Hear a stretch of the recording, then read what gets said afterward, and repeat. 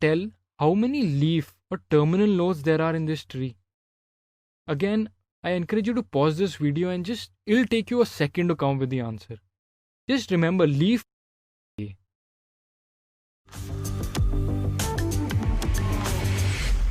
Welcome back. I'll refer to this decision tree which we've seen earlier to explain the different terminologies that we'll often encounter when we're dealing with decision trees. The first one is what we call a root node. A root node represents the entire population or the data that we have. Root nodes further get divided into two or more sets, which we'll just see in a moment. The second terminology is splitting. Splitting is a process of dividing a node into two or more subnodes.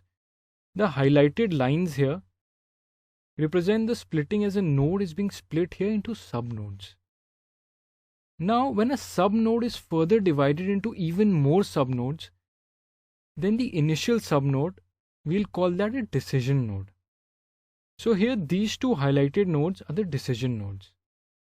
Now the nodes which do not split further are called the leaf or the terminal nodes. In our example, these four nodes are the terminal nodes since they're not splitting any further.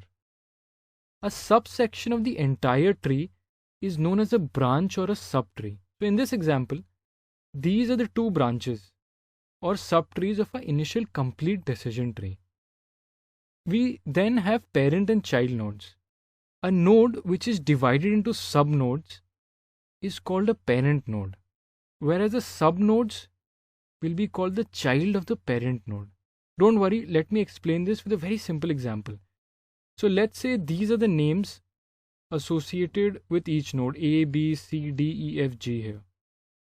So when we look at this particular section highlighted in the red border, A is the parent node and B and C here are the child nodes of A.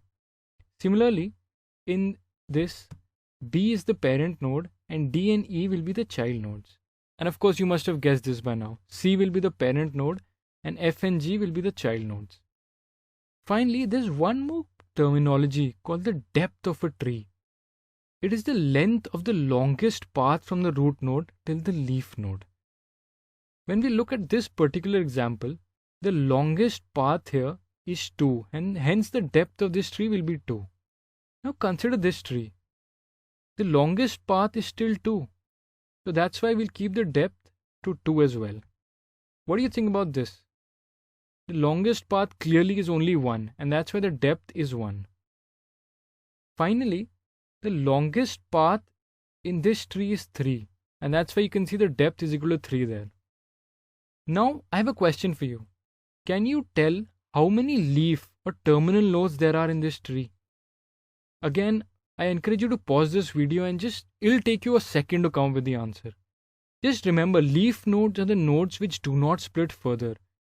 And as there are 1, 2, 3, 4 and 5 leaf nodes here which are not splitting any further, that's why we'll call them 5 leaf or terminal nodes in this tree. These are some of the common terminologies related to decision trees. In the next video, we'll look at some techniques that you can use to select the best